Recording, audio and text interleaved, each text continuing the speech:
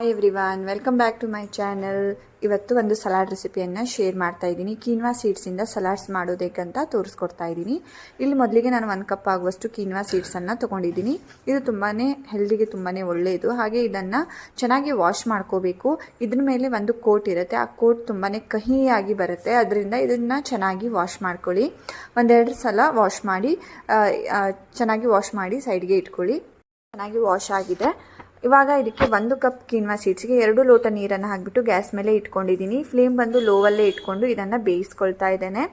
ಇದನ್ನು ಓಪನ್ ಪ್ಯಾನಲ್ಲೇ ಬೇಯಿಸಬೇಕು, ಆವಾಗ ಉದುರಾಗಿ ಚೆನ್ನಾಗಿ ಬರುತ್ತೆ. ಒಂದ್ಸಲ ಕುದಿ ಬಂದಮೇಲೆ ಒಂದ್ಸಲ ಮಿಕ್ಸ್ ಮಾಡ್ಕೊಳ್ತಾ ಇರಬೇಕಾಗತ್ತೆ. ಹಾಗೆ ನೀರೆಲ್ಲ ಡ್ರೈ ಆಗೋ ತನಕ ನೀವು ಇದನ್ನು ಬೇಯಿಸ್ಕೊಳ್ಬೇಕು. ಒಂದು 10ರಿಂದ 15 ನಿಮಿಷ ಇದು ಬೇಯೋದಕ್ಕೆ ತಗೊಳುತ್ತೆ. ಇದು ಓಪನ್ ಪ್ಯಾನಲ್ಲಿ ಬೇಯಿಸೋದ್ರಿಂದ ತುಂಬಾ ಉದುರಾಗಿ ಬರುತ್ತೆ. ಸಲಾಡಿಗೆ ಎಲ್ಲ ಮಾಡೋದಕ್ಕೆ ತುಂಬಾ ಚೆನ್ನಾಗಿ ಅನಿಸುತ್ತೆ. ಇವಾಗ ಗ್ಯಾಸ್ ಫ್ಲೇಮ್ ಆಫ್ ಮಾಡಿಬಿಟ್ಟು ನಾನು ಒಂದು 5 ನಿಮಿಷ ಲಿಡ್ಡನ್ನು ಮುಚ್ಚಿಟ್ಟಿದ್ದೆ. ಇವಾಗ ನೋಡ್ಬೋದು ಎಷ್ಟು ಉದುರಾಗಿದೆ, ಹಾಗೆ ಚೆನ್ನಾಗಿ ಬೆಂದಿದೆ ಸಹ. ನಾನು ಇದಕ್ಕೆ ಬೇಯಿಸ್ಕೊಳ್ಬೇಕಾದ್ರೆ ಉಪ್ಪನ್ನು ಹಾಕ್ಕೊಂಡಿಲ್ಲ. ಆಮೇಲೆ ಲಾಸ್ಟಿಗೆ ನಾನು ಸಲಾಡಿಗೆ ಹಾಕ್ಕೊಳ್ತೀನಿ. ಇದು ಕಂಪ್ಲೀಟಾಗಿ ಕೂಲ್ ಆಗೋ ತನಕ ವೇಟ್ ಮಾಡ್ಕೊಳ್ಳಿ.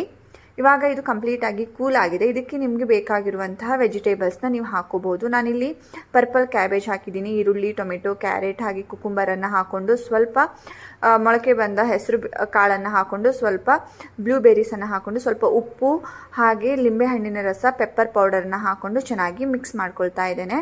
ನೀವು ಇದನ್ನು ಆಲಿವ್ ಆಯಿಲಿಗೆ ಹಾಕಿಬಿಟ್ಟು ಡ್ರೆಸ್ಸಿಂಗ್ ಮಾಡಿ ಸಹ ಇದಕ್ಕೆ ಹಾಕ್ಬೋದು. ನಾನಿಲ್ಲಿ ಆಯಿಲ್ ಬೇಡ ಅಂತ ಯೂಸ್ ಮಾಡ್ತಾ ಇಲ್ಲ.